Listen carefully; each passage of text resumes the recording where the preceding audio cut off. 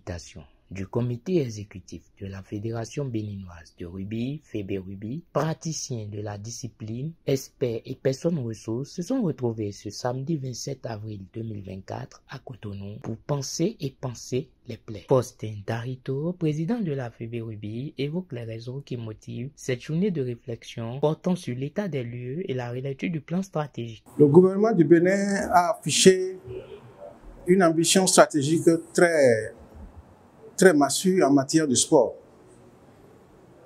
Les subventions aux fédérations, aux différentes associations sportives sont à la hausse, avec des recommandations majeures sur le plan de la gouvernance et sur le plan des performances techniques.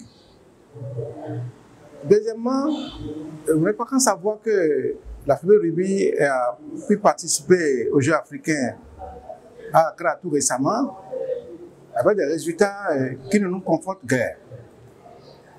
C'est pourquoi, au sein du bureau exécutif de la FEBE-Rugby, nous avons pris l'option de prendre les taureaux par les cornes en décidant de changer le plan stratégique d'action, changer le modèle de gouvernance et élever les performances. Ainsi donc, un nouvel engagement, une nouvelle vision, c'est du moins ce qu'il convient de retenir des différents aspects abordés durant la journée de réflexion. Nous pouvons retenir que la fédération va se doter d'une boussole, un plan stratégique pour la période 2024-2028. Cela veut dire qu'il n'y aura plus de navigation à vue. Cela veut dire également qu'une vision claire, consensuelle sera retenue. Cela veut dire également que des projets phares seront retenus sur la période et ces projets vont permettre, numéro 1, de renforcer la gouvernance de la fédération. Numéro 2, de renforcer la direction exécutive pour avoir un organe opérationnel. L'autre volet, c'est de renforcer les capacités techniques de la fédération en termes d'infrastructure, en termes d'encadrement, en termes d'appui et de coaching. Et donc, pour améliorer les performances techniques de nos joueurs.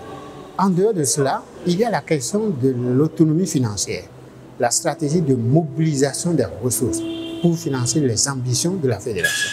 Il y a également l'implication forte de la diaspora. Nous avons beaucoup de talents béninois qui sont cachés à l'étranger, dans des pays et qui ont des références. On va leur faire appel pour venir au secours de la patrie, donc pour rehausser les performances de notre pays. C'est très important. L'autre aspect, c'est de développer les relations avec vous, les organes de presse, pour que davantage vos capacités aussi soient renforcées à parler le langage du rugby, à comprendre comment on interprète les résultats du rugby.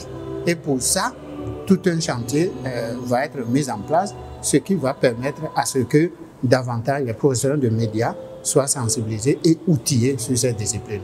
Et également, pour finir, un bon partenariat avec les collectivités locales, les communes. Nous avons 77 communes au Bénin, 546 arrondissements. Donc, on doit faire en sorte que toutes nos compétences qui existent dans nos territoires puissent être valorisées afin que ce sport, qui est un sport qui a un certain nombre de valeurs et qui permette à nos jeunes garçons, nos jeunes filles, de révéler aussi leur talent à l'intérieur et à l'étranger. Conscients des enjeux, les athlètes se muent en remerciements, mais également experts du commerce FEBE-Rugby, la mise en application de toutes les recommandations issues de cette journée de réflexion. Je suis tellement content par l'initiative que le président a prise parce que ça va nous permettre un changement si tout est respecté. Bon, je félicite vraiment le président pour cette initiative et les membres du comité exécutif et les membres des organisations qui sont présents aussi. Mais je tiens à ce que les décisions qui seront prises à la fin de ce séminaire soient respectées par les membres du comité exécutif